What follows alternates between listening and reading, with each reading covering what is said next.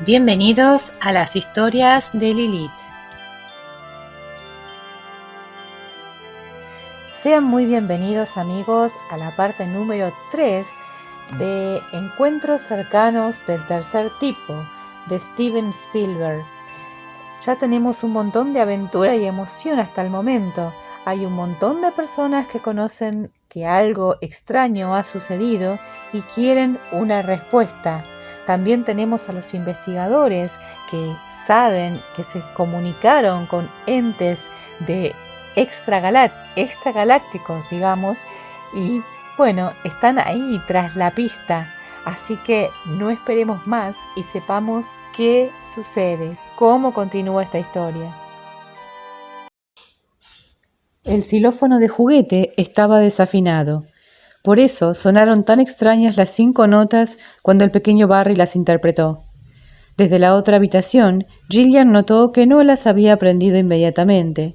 Había estado trabajando en la melodía hasta conseguir interpretarla. Bueno, tal como él quería. Aunque la música le sonara extraña, las risas de Barry resultaban tranquilizadoras para los oídos de Gillian. Estaba allí. Se sentía feliz. La curiosa sucesión de 5 notas de la melodía, ¿de dónde sacarían los chicos aquellas ideas?, resultaba extrañamente inquietante, aunque también era cierto que aquellos xilófonos de juguete nunca eran muy precisos. No resultaba insólito que sonaran, bueno, un poco raros. Gillian se había pasado el día, al igual que el anterior, haciendo interminables dibujos al carbón y al pastel.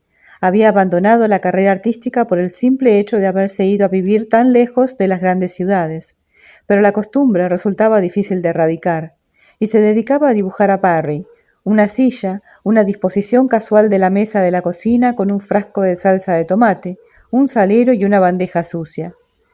Ese día se había dedicado a dibujar paisajes de carácter montañoso. Por su aspecto, desiguales y distantes hileras de dientes, picos separados por extraños intervalos, le recordaban en cierto modo la melodía que Barry estaba repitiendo en su xilófono. La más pura forma de elección totalmente fortuita hacía que las montañas ofrecieran el aspecto que ofrecían, la más casual combinación de las erupciones volcánicas y la gravedad junto con los efectos de la intemperie a lo largo de muchos siglos. Solo un azar había podido inducir a Barry a elegir aquellas 5 notas, y sin embargo, una vez elegidas, el niño había seguido aferrado a ellas como si, bueno, existiera con toda certeza la casualidad. El azar flotaba en el aire de la misma manera en que las venas del tejido de una hoja, propias de aquella hoja determinada, jamás volvían a repetirse en otra. Cada guijarro de la playa era un poco distinto en cuanto al tamaño, perfil, color o textura a cualquier otro guijarro, pero por la manera en que Barry interpretaba aquellas notas, casi daba la impresión de que pudiera encerrarse algún mensaje en la casualidad. Gillian desechó buena parte de los dibujos que ya estaba a punto de someter a los retoques finales, pero guardó uno porque le recordaba algo. No recordaba exactamente qué. Aquella determinada montaña que había dibujado era terriblemente alta y afilada, ahusada y deformada como una de aquellas rocas del desierto que se forman cuando el viento y la arena se han ido comiendo la piedra más blanda, dejando al descubierto el núcleo de lava más dura que formaba la antigua garganta de un volcán. En sus laderas se observaban unas profundas acanaladuras y la montaña se elevaba en un desolado paisaje como un desventurado dedo apuntando acusadoramente hacia el ojo del sol. Se escucharon unos truenos cercanos.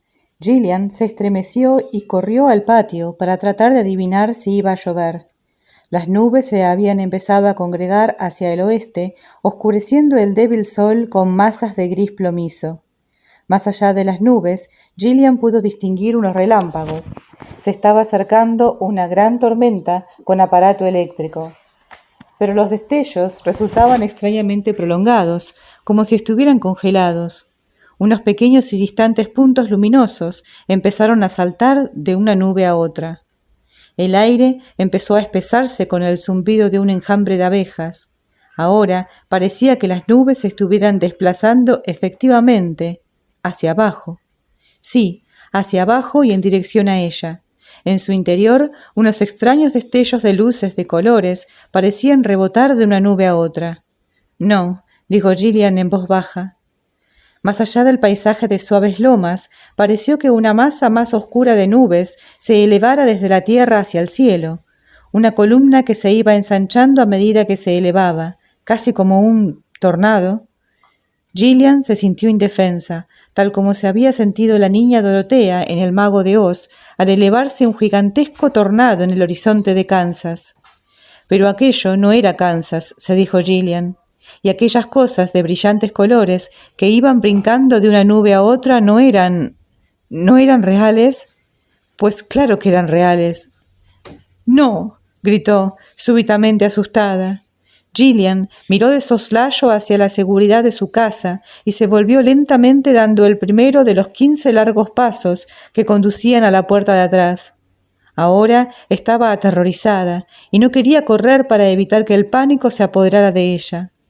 Siguió avanzando en dirección a la casa, en una especie de absurda cámara lenta.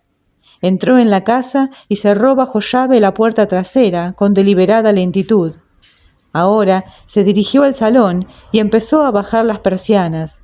Mientras se desplazaba de una habitación a otra, sus movimientos empezaron a acelerarse involuntariamente. Cambió el paso lento por el trote y éste por la carrera.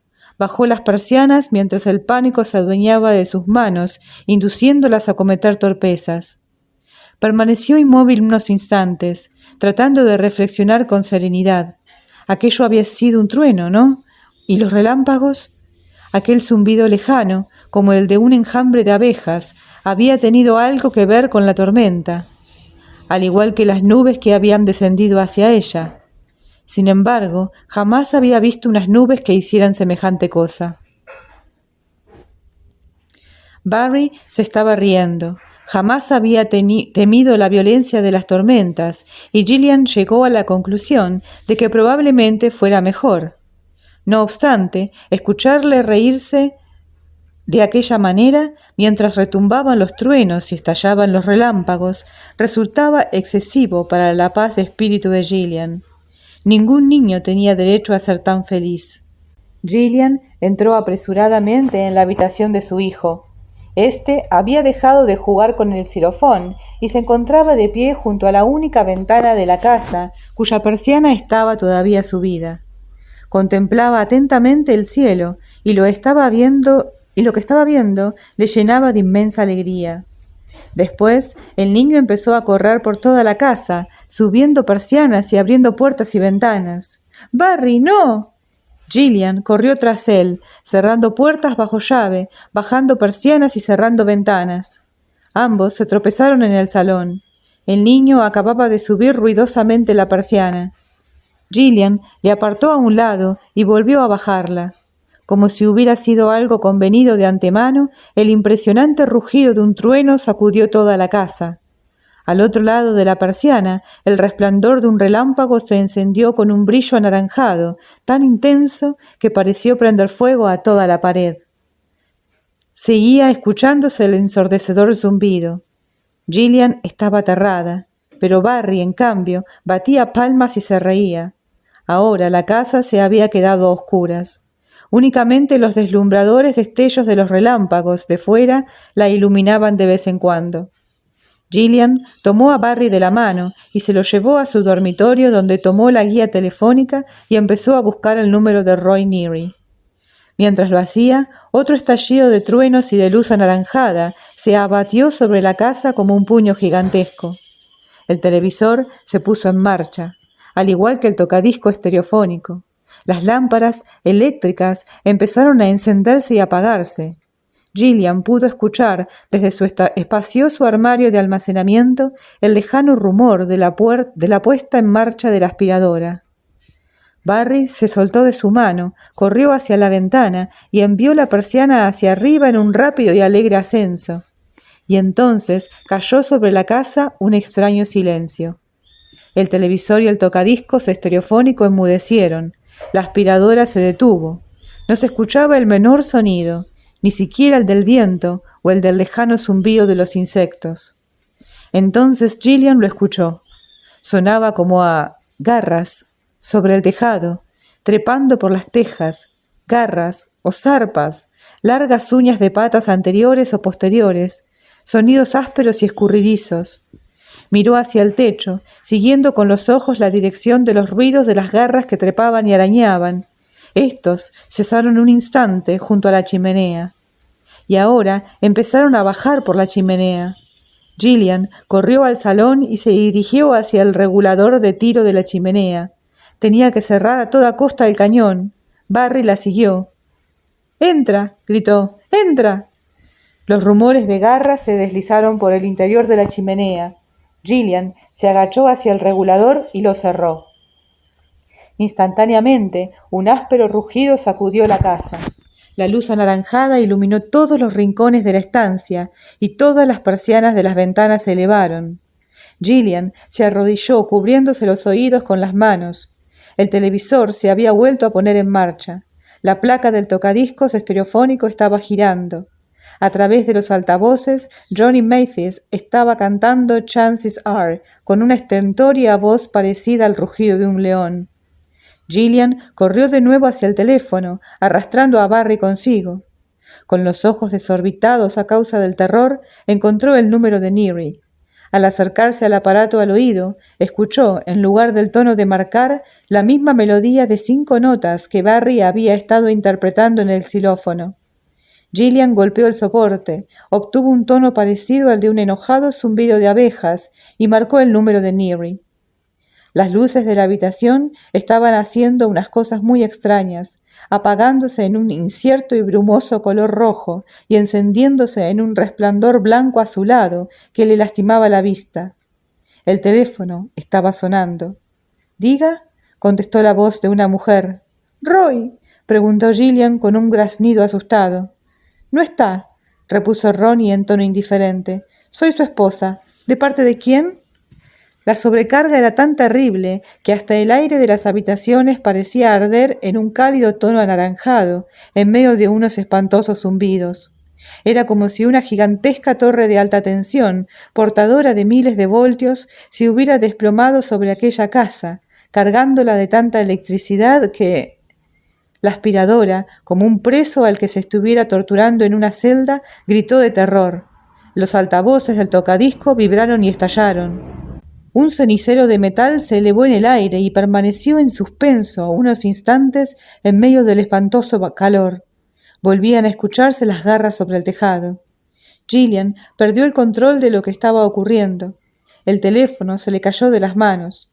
Ella se deslizó al suelo. Barry no estaba. ¡Barry! Interrumpiendo en la estancia como un vehículo que se hubiera vuelto loco, la aspiradora empezó a deslizarse por el suelo, persiguiéndola mientras ella se apartaba de su camino. El aparato dio unas vueltas y volvió a la carga. Gillian corrió. En medio del horror de todos aquellos estallidos y golpes y de aquellas deslumbrantes y cegadoras luces, Gillian perdió el control de lo que estaba ocurriendo. Barry estaba... ¡Barry! Desde aquel lugar lejano y sobre el trasfondo de aquella confusión, pudo escuchar las alegres risas de Barry. La cocina. Arrastrándose por el suelo, Gillian inició un largo camino, cruzando la estancia en dirección a la cocina. El frigorífico estaba vibrando intensamente. Se abrió la puerta del mismo y la luz de su interior empezó a encenderse y apagarse espasmódicamente. Entonces Gillian vio a su hijo. Este también avanzaba arrastrándose por el pavimento en dirección al portillo del perro. Al llegar allí, trató de salir por la estrecha abertura. Gillian se inclinó hacia adelante y asió el pie de Barry, intentando atraerlo hacia sí. Tiró con fuerza. El niño se deslizó hacia ella por el suelo de linoleum. El aire olía a metal y estaba densamente cargado de electricidad. Entonces algo tiró del niño. Alguna fuerza estaba tirando de él hacia el exterior de la casa. ¡Suéltale!, gritó Gillian. Rechinó los dientes y tiró con violencia. El cuerpo del niño se desplazó hacia adelante y hacia atrás algunos centímetros. Gillian siguió tirando de su hijo hasta comprender, hasta saber con certeza, que si no le soltaba, le desconyuntaría los huesos. Sollozando, Gillian soltó su presa, y Barry se escapó de sus manos, saliendo a través del portillo. El niño desapareció en un abrir y cerrar de ojos. Gillian se incorporó trabajosamente, abrió la puerta de la cocina y salió tambaleándose al patio de atrás, pero Barry no estaba. Vio la formación parecida a un tornado cerniéndose sobre la casa, como si hubiera aparcado allí, iluminada por los diminutos puntos geodésicos de centelleantes luces. Después, la nube se fue alejando hacia la creciente oscuridad, y Gillian, sin saber realmente lo que estaba haciendo y sin que nada realmente le importara, empezó a seguirla, empezó a acercarse hasta que una inmensa forma se elevó por encima de ella y unos brazos gigantescos la acercaron. Jill se quedó sin aliento y cayó sobre los rastrojos de un maizal. Presa del pánico, contempló la gigantesca figura que la tenía apresada. Un espantapájaros con sombrero de paja la miró esbozando una estúpida sonrisa, agitando los brazos mientras ella se los golpeaba. Gillian había perdido. Barry había desaparecido. Durante unos instantes, Gillian permaneció allí tendida, sollozando de cólera y dolor.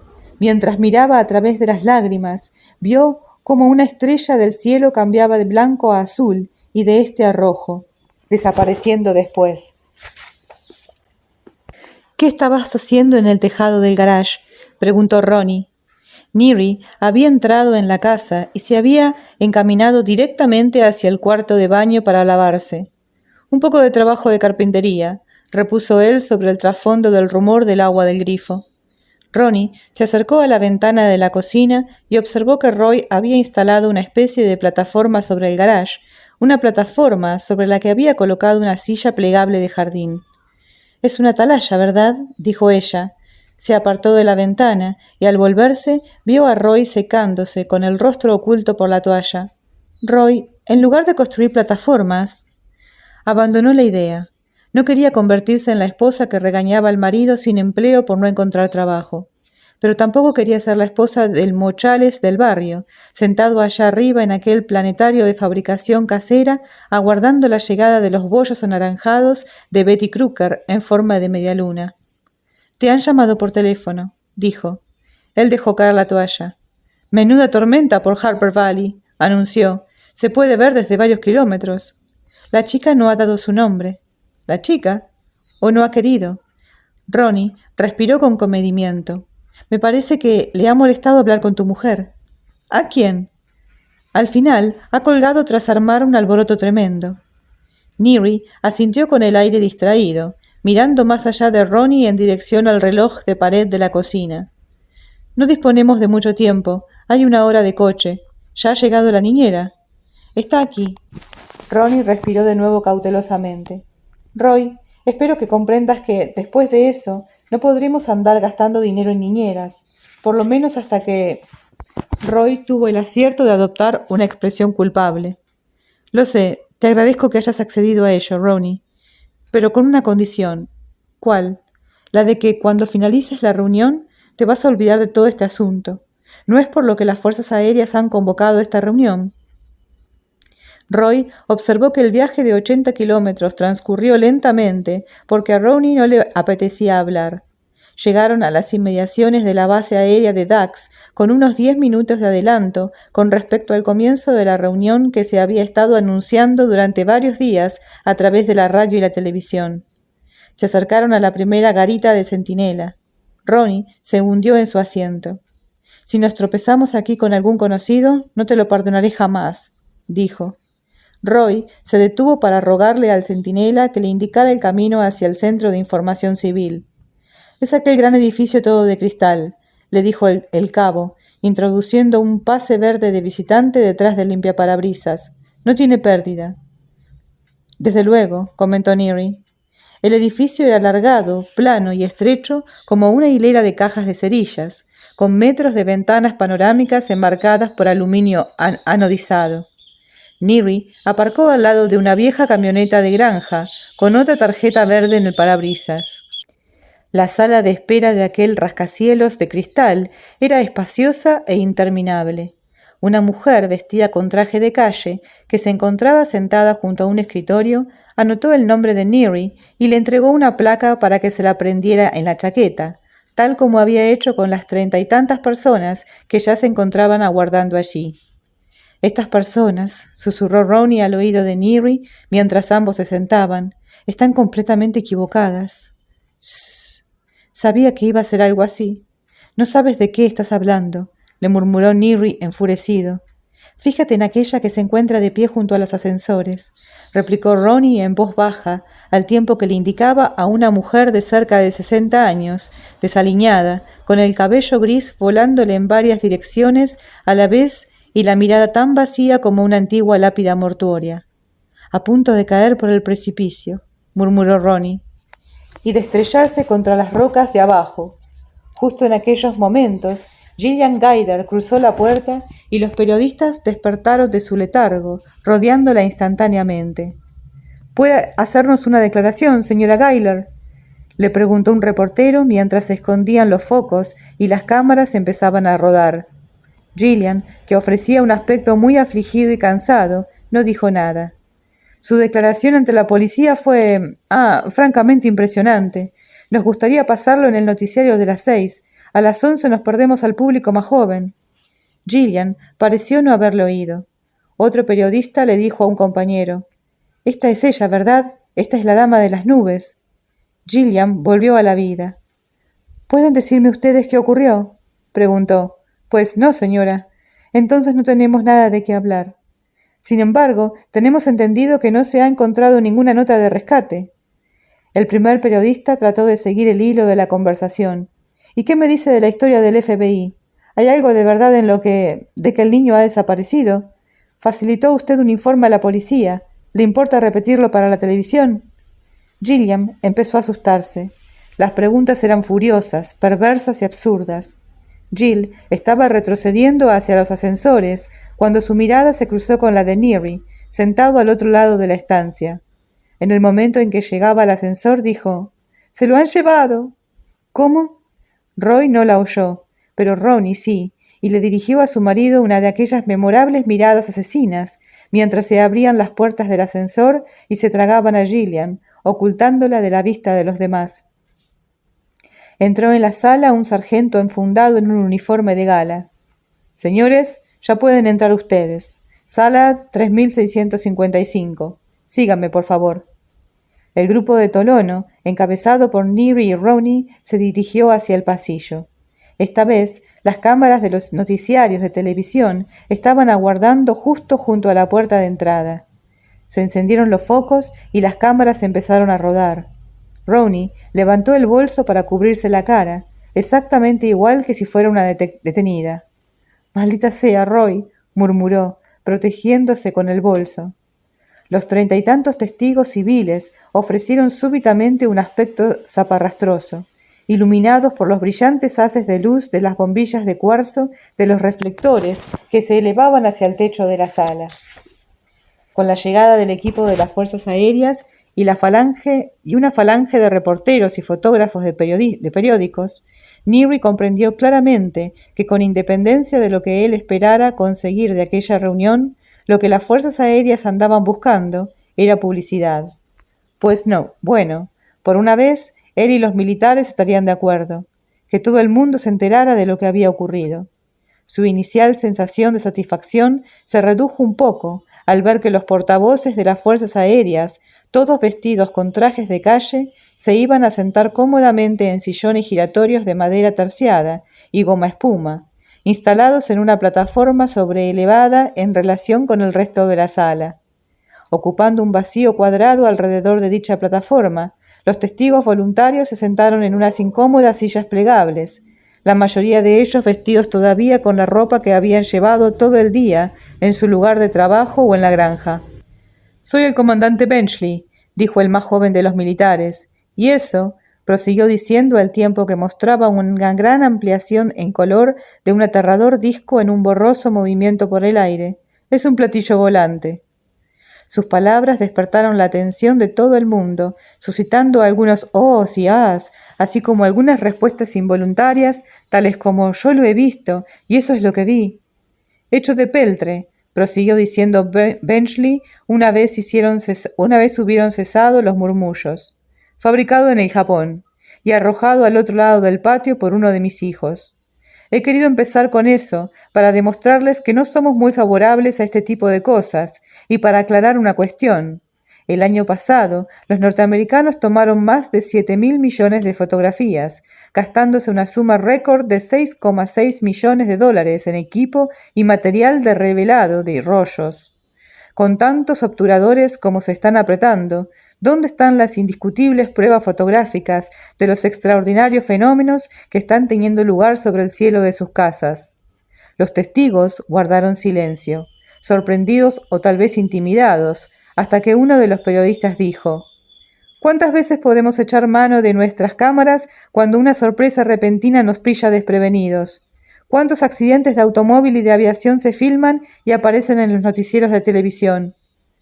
Hubo murmullos de acuerdo general por parte del grupo de Tolono, y uno de los componentes más razonables del mismo se levantó y dijo: rechazar sin más las pruebas de un ovni no eliminará los temores de que tal vez estemos viviendo las primeras fases de una exploración exterior. Yo soy una persona sensata, dijo la ancianita del álbum de fotos. Una persona razonable, repitió con mucha sensatez. Lo único que sé es que vi algo que era distinto a cualquier otra cosa que jamás haya visto. Nadie habló durante un rato, por lo que Neary levantó la mano. Deja que hable otro, le dijo Ronnie en voz baja, al tiempo que trataba de bajarle el brazo. Pero Roy ya se había levantado. Mire, señor, ustedes recorren los cielos, ¿verdad? Han echado recientemente un vistazo a los cielos. Por allí arriba se está desarrollando un espectáculo de circo. Solo puedo repetirle, dijo el comandante, que al cabo de 10 años de funcionamiento de los servicios de espionaje táctico aéreo y de la Oficina de Investigaciones Especiales, no ha habido ninguna prueba indiscutible de la existencia física de estas cosas. ¿Qué cosas?, preguntó Neary. El comandante Benchley se había inclinado para hablar con dos colegas. Ahora se incorporó en su asiento y leyó el nombre que figuraba en la placa de Roy. Por favor, compréndame, señor Neary. No estoy atacando su credibilidad. Me parece muy bien. Díganos simplemente qué está ocurriendo. No estamos seguros. No podemos limitarnos a suponer, tal como hacen ustedes, que se trata de unos vehículos de incursión procedentes de otro planeta. Bueno, pues le aseguro que no era el dirigible de Goodyear, dijo Neary. Muchos de los testigos se echaron a reír, pero Ronnie no se rió. Digamos que se trata de una tecnología extranjera, replicó el comandante en tono conciliador. ¿Por qué suponer que tenga que ser tan extranjera?, preguntó, apuntando con el pulgar hacia el cielo. Muy bien, estupendo, dijo Neary. Digamos que los construyen y pilotan los rusos. ¿Qué demonios están haciendo en tal caso en el espacio aéreo de Indiana? Todo el mundo se echó a reír. Los representantes de las fuerzas aéreas, los civiles, los periodistas y los testigos. El comandante Benchley aguardó a que se restableciera el orden y enseguida volvió a empezar. Hemos tenido algunas misiones de reabastecimiento de combustible a elevada altitud y me han hablado de unos importantes fenómenos de perturbaciones eléctricas debido al calor. Se ha registrado, además, una situación llamada de inversión de temperatura, por la cual una capa de aire frío queda encerrada entre capas de aire cálido. Neary miró a su alrededor en la abarrotada sala, con expresión de fingida incredulidad. Han convocado ustedes esta reunión para decirnos lo que ocurre, y lo único que nos están facilitando son informaciones meteorológicas. ¿Qué le gustaría creer que está ocurriendo? Ronnie trató de hacer sentar a Roy, pero éste le apartó la mano y dijo: me gustaría creer que las fuerzas aéreas de los Estados Unidos lo saben. Tras lo cual volvió a sentarse. ¿Y a mí quién me va a pagar los daños que han sufrido mis tierras? ¿Cómo?, preguntó el comandante Benchley, parpadeando. Soy propietario de las tierras en las que esta gente ha estado acampando por la noche, dijo un hombre en quien Roy reconoció al caballero de aspecto acomodado que había visto otras veces. Este señor de aquí, dijo indicando a Neary, arrancó varios metros de mi valla de contención de nieve.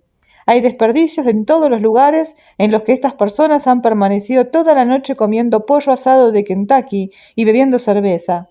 ¿Quién me va a pagar a mí todo eso? El comandante Benchley extendió un dedo en dirección al terrateniente. ¿Vio usted algo aquella noche?, le preguntó. El hombre se echó a reír. Mi familia lleva más de 80 años siendo propietaria de estas tierras y jamás hemos visto maldita la cosa. Las cámaras de televisión habían enfocado rápidamente al propietario y Neary comprendió que la reunión estaba a punto de venirse abajo. Si no intervenía enseguida, perdería para siempre la oportunidad de que le prestaran atención. «Espere un momento», dijo en voz alta, percibiendo que Ronnie se apartaba físicamente de él al ver que volvía a levantarse. «Yo vi algo». Las cámaras le enfocaron de nuevo. «Y eso me ha costado el empleo. Para mí ha sido muy grave. Me ocurrió a mí, les ocurrió a algunos de ustedes, y queremos saber de qué se trata». Benchley había empezado a hablar sin dejarle terminar. «Si las pruebas son buenas, el hecho se tomará en consideración y la existencia del extraordinario fenómeno será tenido en cuenta».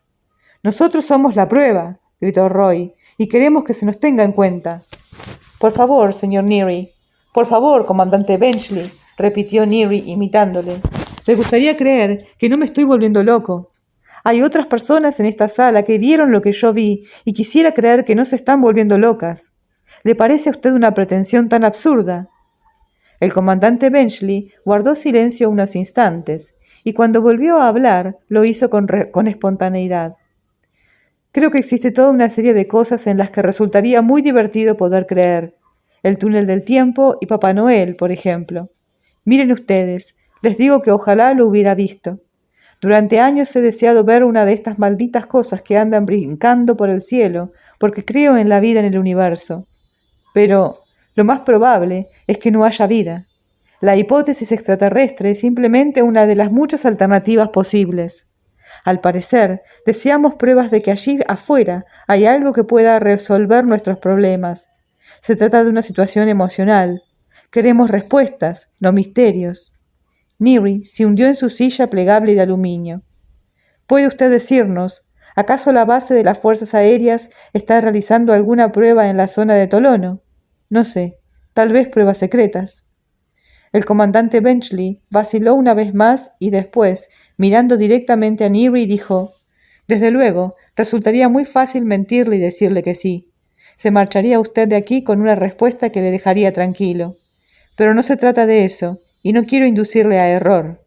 A decir verdad, no sé qué es lo que vieron ustedes». Neary esbozó una sonrisa y después dijo: «No pueden ustedes engañarnos mostrándose de acuerdo con nosotros». Ello provocó un estallido de carcajadas que desconcertó momentáneamente a Neary. Había hablado completamente en serio, no había sido un chiste. Benchley también se echó a reír. Después levantó la mano para restablecer el orden y dijo: «Todos ustedes deben comprender que aquí están en juego otras consideraciones. Se instaura cierta histeria. Ha habido algunos escolares que sufrieron quemaduras graves porque jugaban con unas bengalas. Esta noche nos han hablado incluso de una señora de Harper Valley que atribuye a esta cosa la desaparición de su hijo de 4 años». Fue entonces cuando el viejo granjero decidió compartir su experiencia con todo el mundo. «Una vez vi a Pie Grande», anunció. «Fue en el Parque Nacional de Sequoia, en el invierno de 1951. Tenía un pie de 80 centímetros, del talón a los dedos. Metía un ruido que no quisiera volver a escuchar en mi vida». «¿Y qué me dicen de la estrella de Belén que condujo a los magos hasta Jesús?», preguntó una superficial dama de cabello azulado que llevaba una Biblia Gideon. «Los astrónomos jamás han sabido explicar satisfactoriamente la existencia de esta estrella». Los cameraman de televisión se lo estaban pasando en grande. «Señor, ¿hay algo de verdad en todas estas tonterías acerca del monstruo del lago Ness?». Mientras cruzaban el vestíbulo en dirección a la salida, el comandante Benchley se les acercó con la mano derecha extendida. «Señor Neary», empezó a decir, «quisiera decirle simplemente...». «¿Por qué demonios aparecieron sus helicópteros la otra noche sobre aquella loma sin previa advertencia?», gritó Neary. «¿Qué demonios es eso?». «Roy». «Señor Neary, no sé de qué me está usted hablando. Yo me he acercado simplemente para...». «No le creo», estalló Neary. «No creo nada de lo que dice, Benchley». Benchley retrocedió, auténticamente asombrado ante aquel estallido. Ronnie apartó con ambas manos a Neary del oficial. «Roy», dijo, «basta, basta». Después le empujó a través del vestíbulo en dirección a una máquina automática de Coca-Cola y regresó para presentar sus disculpas al comandante. Neary introdujo las monedas en la máquina y con la Coca-Cola en la mano echó a andar por el pasillo, tratando de calmarse, tratando de averiguar qué le ocurría. Él no era de esos que gritan a la gente sin motivo. En realidad, Benchley no le había hecho nada, se había limitado simplemente a hacer su trabajo. Roy se sorprendió mirando a través de una pequeña rendija en una de las largas paredes. Sorbiendo la Coca-Cola, abrió la puerta del panel y se encontró con un centro de control de circuitos, todo un conjunto de cientos de interruptores. El dedo índice de Neary siguió el diagrama del edificio que figuraba pegado a la parte posterior de la puerta. Después, actuando rápidamente, empezó a desconectar interruptores aquí y allá. Sus dedos se movían hacia adelante y hacia atrás mientras estudiaba el diagrama. Abría otro grupo de interruptores, consultaba el diagrama y desconectaba más circuitos. ¡Roy! Ronnie le había encontrado. Ahora Neary estaba sonriendo. Cerrando la puerta del panel, tomó a Ronnie del brazo y abandonó con ella el edificio, dirigiéndose hacia el aparcamiento. «Roy, ¿qué te sucede?» «Estoy bien. Todo está bien. Muy bien». Se sentía estúpidamente satisfecho de sí mismo. Neary puso en marcha el motor y se alejó del aparcamiento en dirección a la garita del centinela. Varios automóviles se encontraban detenidos allí con sus conductores y pasajeros, civiles y militares, de pie junto a ellos, contemplando el elevado edificio de cristal. Se detuvo al final de la cola y descendió también junto a Ronnie. Le había salido estupendamente. Había dejado a oscuras algunos despachos y había encendido las luces de otros. En toda la vasta fachada del edificio de la administración de la base de las Fuerzas Aéreas de Dax, brillando en la noche para que todo el mundo pudiera verlas desde varios kilómetros, las ventanas proclamaban 4 letras: OVNI. El fotógrafo y el reportero contemplaron los periódicos de la semana esparcidos por el césped y las botellas de leche pasada que había en la caja de entregas, y después se miraron el uno al otro. Siguieron avanzando hacia la casa de Gillian Guyler y llamaron al timbre de la puerta. Llamaron al timbre durante varios minutos y siguieron llamando a la puerta con los nudillos durante varios más. Trataron de mirar a través de las persianas cerradas y después rodearon la casa, se acercaron a la puerta trasera y trataron de abrirla. Pero fue inútil.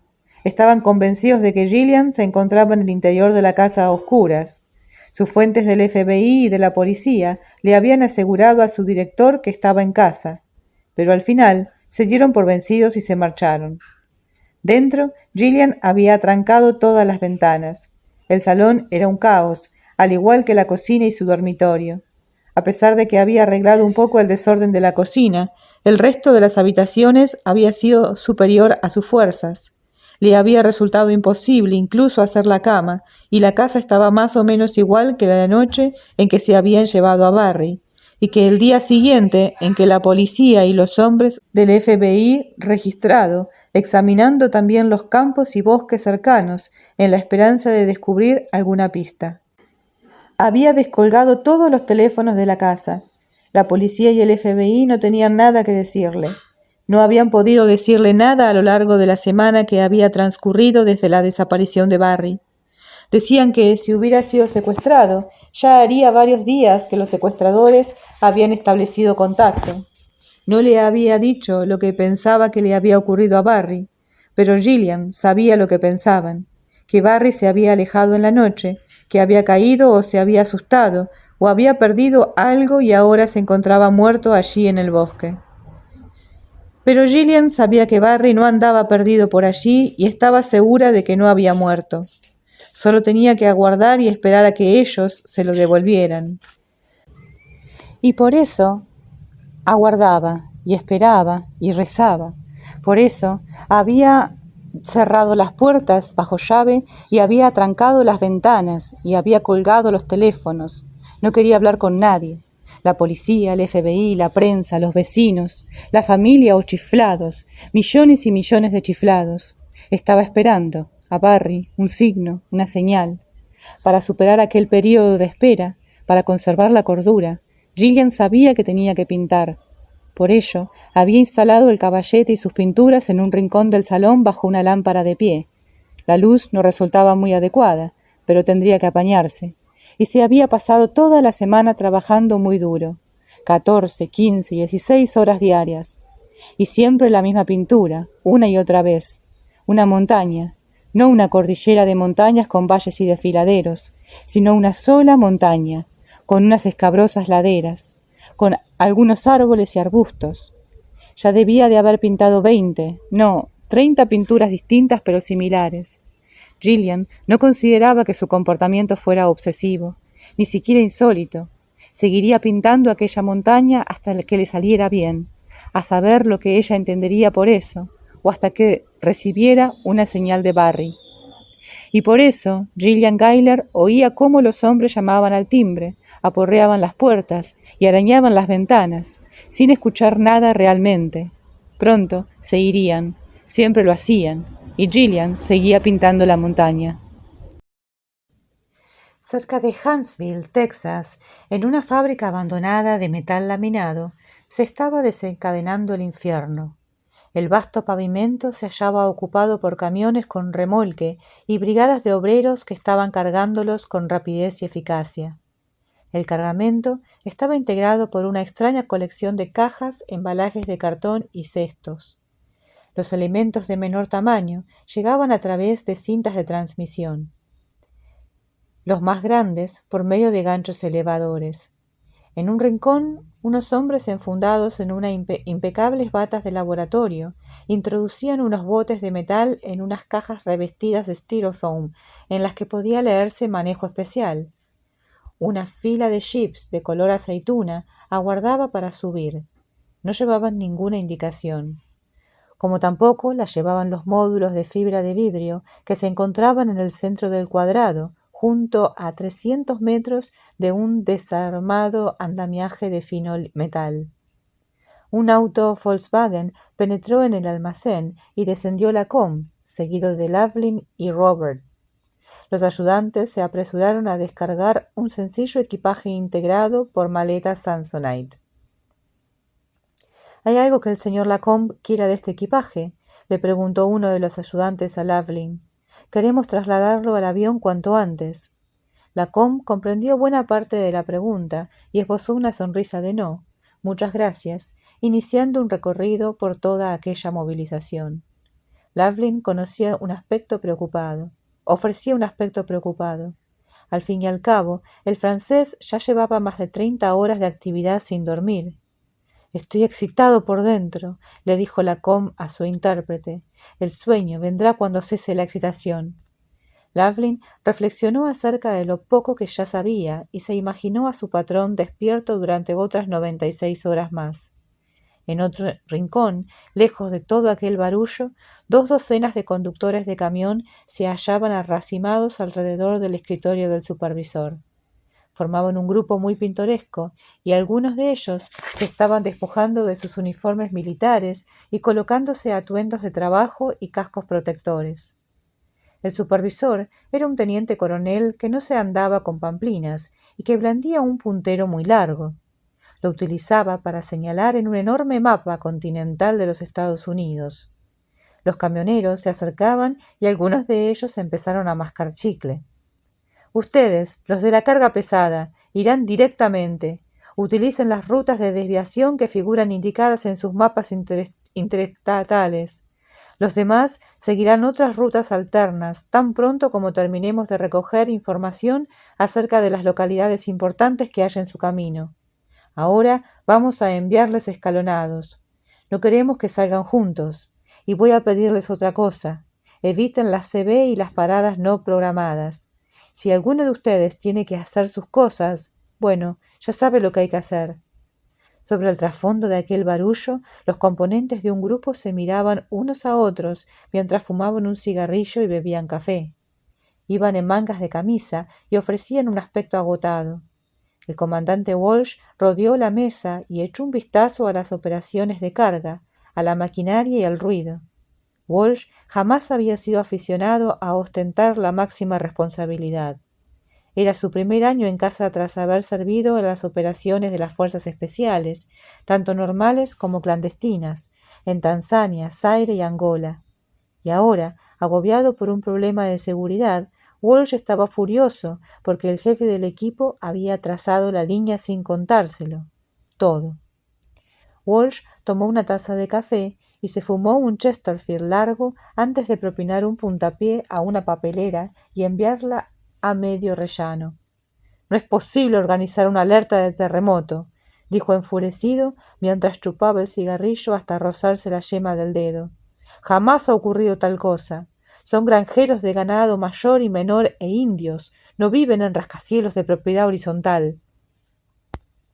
Uno de los organizadores de la operación, que ofrecía un aspecto muy cansado, extendió las manos y volvió a sentarse en su silla.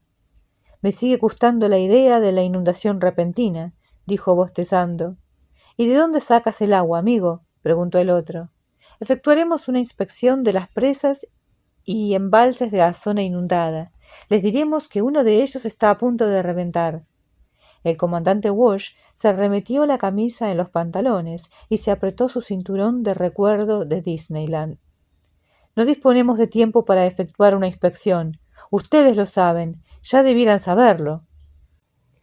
Otro individuo que había estado tratando de batir cualquiera sabía qué récord retorciendo 11 veces su Twistoflex Spidle, tosió e interrumpió la conversación. «¿Qué os parece una enfermedad? Ya sabéis, una epidemia».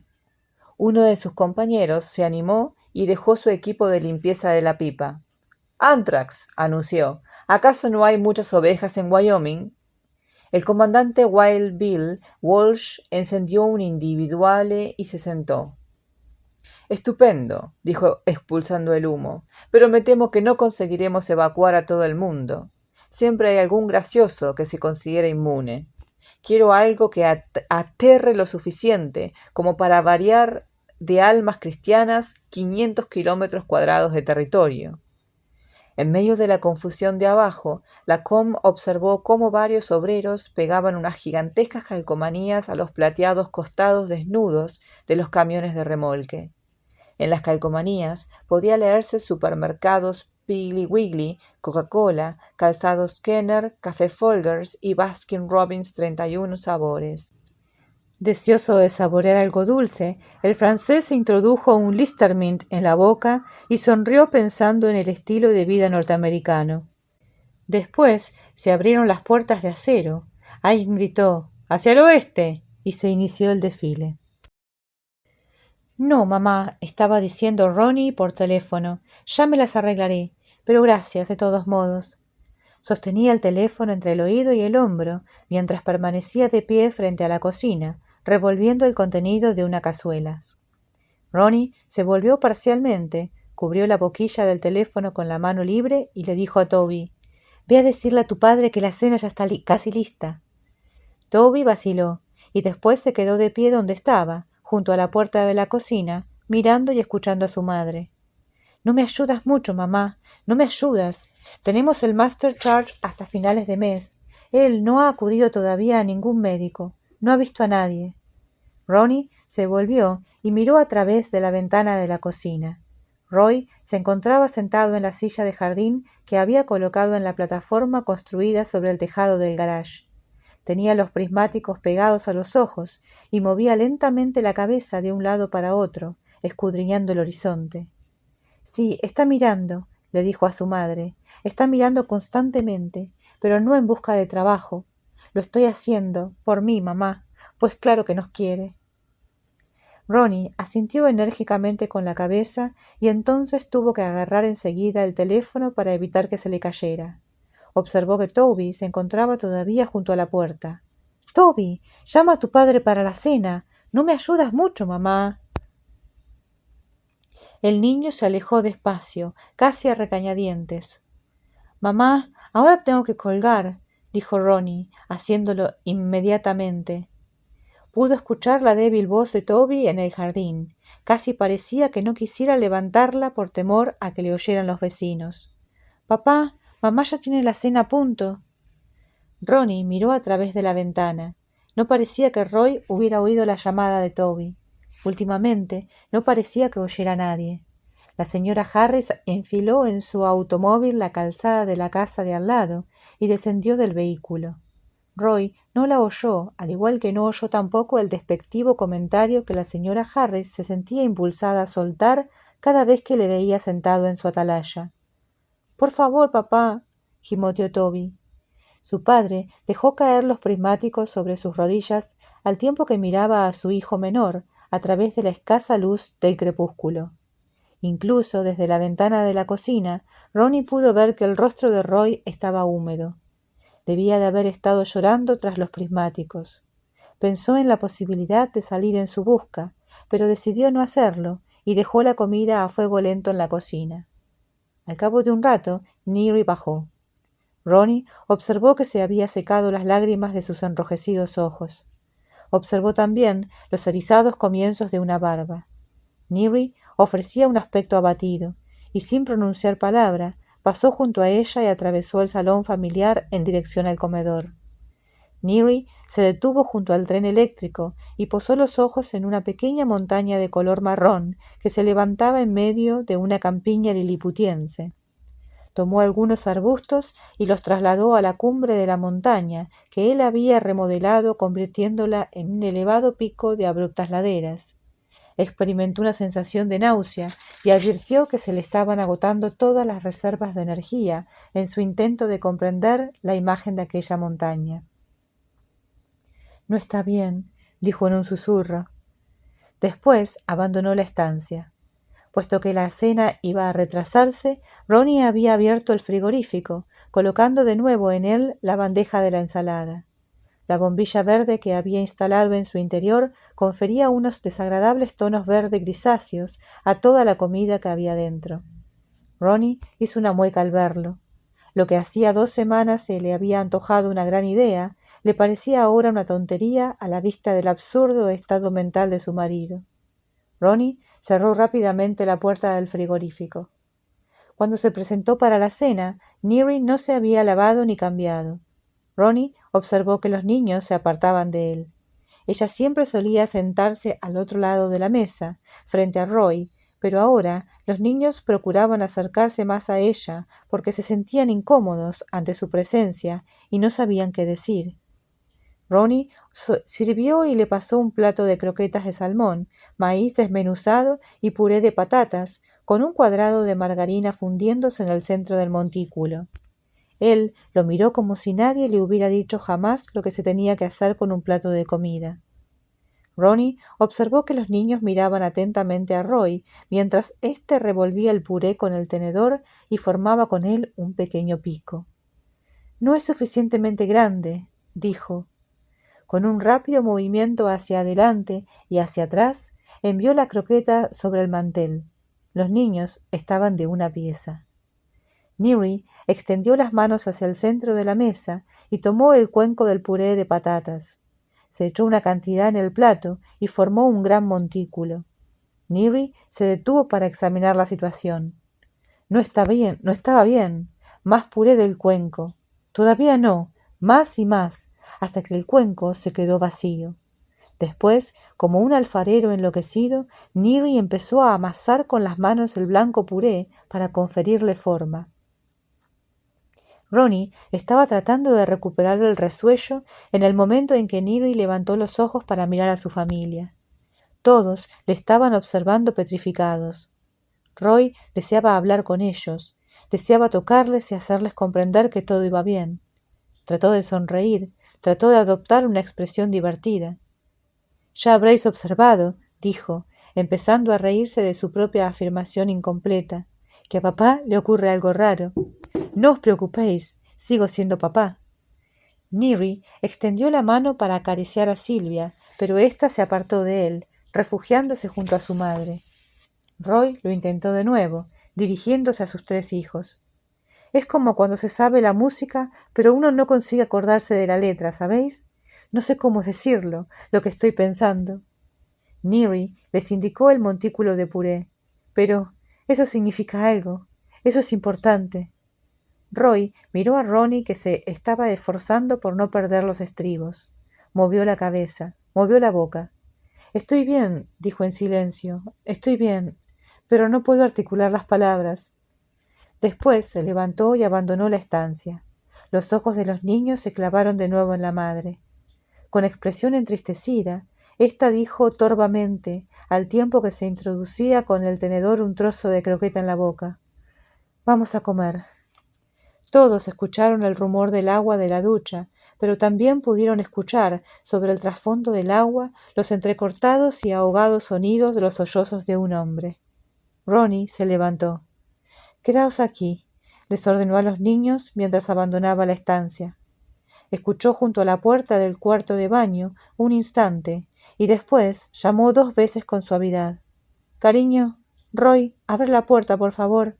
No hubo respuesta, solo los terribles sollozos entrecortados. Ronnie probó a girar la manija. Esta giró, pero la puerta estaba cerrada por dentro. Se quedó allí con la mano en el tirador. «Roy», llamó, esta vez levantando más la voz. «Roy». Él no contestó. Probablemente no podía oírla. Ronnie adoptó una decisión. Corrió a la cocina y sacó del cajón un cuchillo de mantequilla. «Terminaos la cena», les gritó a los niños mientras se dirigía de nuevo al cuarto de baño. Ronnie sabía lo que tenía que hacer. En más de una ocasión, alguno de los niños se había encerrado en el dormitorio o en el cuarto de baño. Introdujo el cuchillo entre la puerta y el marco de la misma y abrió suavemente la cerradura. Después giró la manija y empujó la puerta. Esta se abrió hacia adentro. El cuarto de baño se encontraba a oscuras. El agua estaba cayendo en la pila y la bañera estaba medio llena del agua que caía de la ducha. Neary estaba acurrucado en el extremo más alejado de la oscura estancia, cubriéndose la boca con las manos para evitar que se le escaparan los sollozos. Ronnie cerró los grifos de la pila, pero dejó que siguiera cayendo el agua de la ducha. Neary trató de dirigirle a su esposa una sonrisa. Sus convulsiones fueron cesando lentamente. «Es como el hipo», dijo con una débil voz infantil. «He empezado y no puedo terminar. ¿Qué me está ocurriendo?» «Mira, Roy», dijo Ronnie, procurando serenarse. «Mamá me ha facilitado el nombre de un señor. Es médico». «Estoy mortalmente asustado», dijo él, «y no sé por qué». Neary se levantó y casi se abalanzó hacia la ducha. Colocó la cabeza bajo el chorro. Cuando la retiró, Ronnie cerró los grifos y le entregó una toalla. Hubiera deseado acercarse y abrazarle para borrar sus lágrimas, pero estaba demasiado asustada. Otro espasmo de silenciosas lágrimas vibró a través de Neary. Una vez lo hubo superado, Neary abrió el botiquín, consiguió abrir un frasco de aspirinas y con manos temblorosas sacó 2 pastillas y se las introdujo en la boca. Después el frasco se le cayó a la pila y se rompió. «Mira», le dijo Ronnie, tratando de hablar con serenidad y sensatez. «Este hombre se dedica a terapia familiar. Iremos todos. Tú no vas a ser especial. Y es posible, de todos modos, que no tengas la culpa». «Yo creo que, a lo mejor, todo es un chiste», dijo Roy con voz quebrada. «Lo que ocurre es que no me río». «Roy, dime que irás a verle.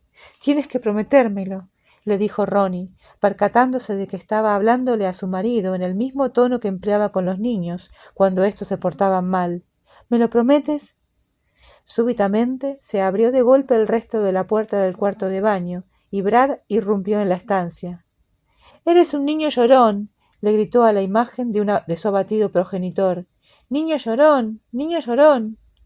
Brad salió corriendo del cuarto de baño y se dirigió a su habitación, cerrando la puerta de golpe 5 veces, como si quisiera arrancarla de los goznes. «Sabes que no lo dice en serio. Lo que ocurre es que siempre te ha considerado muy fuerte». Ronnie acompañó a Roy al dormitorio. Ahora éste había dejado de llorar, pero sus temblores se intensificaron al tenderse en la cama. «No necesito un medicamento», le dijo a su esposa. «Te necesito a ti». Ronnie no tenía ni idea de cómo hacer frente a la situación. Golpeó la colcha con sus diminutos puños. «No puedo ayudarte», gritó. «No lo entiendo». «Yo tampoco. Todas estas idioteces están trastornando esta casa», dijo ella, sabiendo que sus palabras no iban a servir de nada. «Estoy asustado», dijo Neary, haciéndole la mano derecha. Ronnie trató de liberar su mano, pero él no se la soltó. «Te odio», dijo, en voz baja, mientras el pánico empezaba a apoderarse de ella. Roy la atrajo hacia la cama. «Abrázame», dijo. «Es lo único que tienes que hacer. Estréchame con fuerza. Ahora me puedes ayudar realmente». Ronnie se echó hacia atrás. «Ya no nos llama ninguno de nuestros amigos», se quejó ella sin mirarle. «Estás sin trabajo. No te importa. Roy, ¿acaso no lo entiendes? ¿Acaso no lo ves?», gritó en un estallido de pánico. «¡Nos estás destruyendo!». Neary se incorporó de nuevo y estrechó a su mujer entre sus brazos. Sus temblores parecían transmitirse al exterior, y Ronnie comprendió súbitamente que era incapaz de soportar todo aquello. «Oh, no lo hagas», dijo sollozando. «Oh, no. Déjame que llame a alguien. Oh, Roy, por favor, no». Pero los dedos de Roy le desgarraron la ropa. «Te odio, te odio, te odio», dijo ella sollozando, y aborreciendo lo que él le iba a hacer. Neary la subió la blusa por los hombros y tiró. Ésta se desgarró, y sus jirones dejaron los brazos de Ronnie clavados a sus costados. Él le bajó las tiras del sujetador y le deslizó la prenda hasta el estómago, y después se deslizó hacia su busto.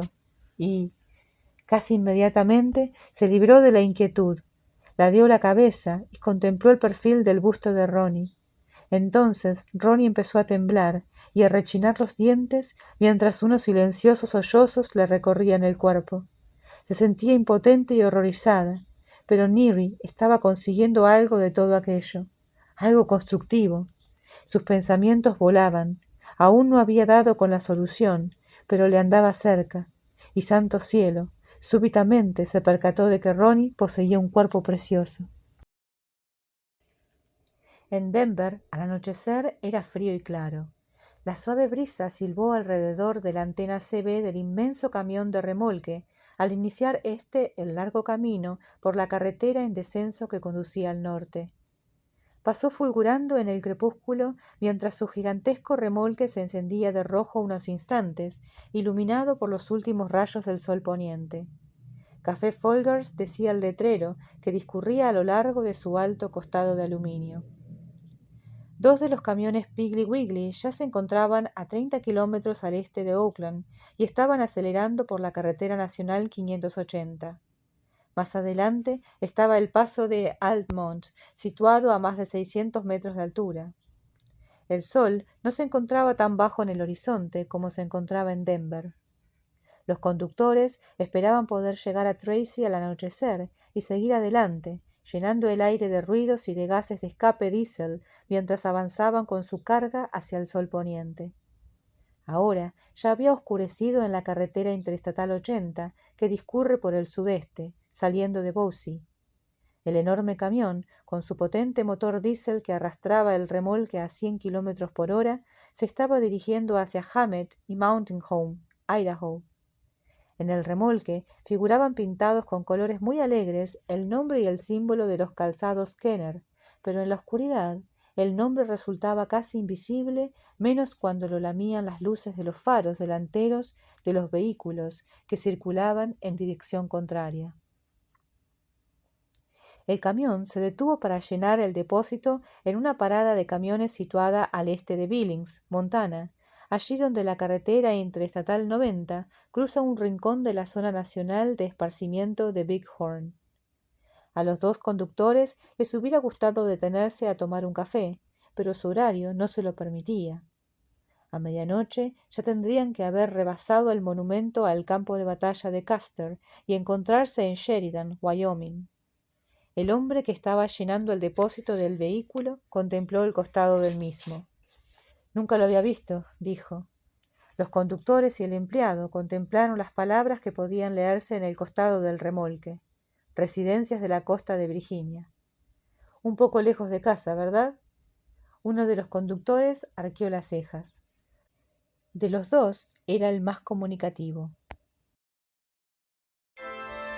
Y así finalizamos con la tercera parte de esta emocionante aventura. ¿Qué está pasando con los personajes? Están todos derrumbándose psicológicamente después de esta experiencia. Tenemos por un lado a la mamá de Barry, que bueno, que se encuentra encerrada, aislada, sin que nadie le crea sobre lo que le ha sucedido con su hijo. Y ahora a Neri, que no puede soportarlo, no sabe cómo enfrentarlo, y toda su familia parece estar quebrándose junto a él. Bueno, ya veremos qué sucede, cómo continúa esta historia mañana, así que estén ahí atentos que a las 6 de la tarde sale el nuevo capítulo.